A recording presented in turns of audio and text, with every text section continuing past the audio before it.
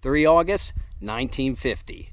8 Corsairs of VMF-214, the famed Black Sheep Squadron of World War II, launches from USS Sicily and executes the first Marine aviation mission in the Korean War in a raid against enemy installations near Inchon.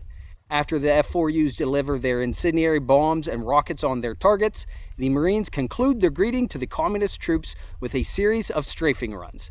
The following day, on 4 August, at a meeting of the Politburo of the Chinese Communist Party, Chairman Mao Zedong calls on the party to prepare for the People's Liberation Army to enter the Korean War. According to minutes from the meeting, Mao told the Politburo that if the U.S. imperialists win the war, they would become more arrogant and threaten us. We have to prepare for this.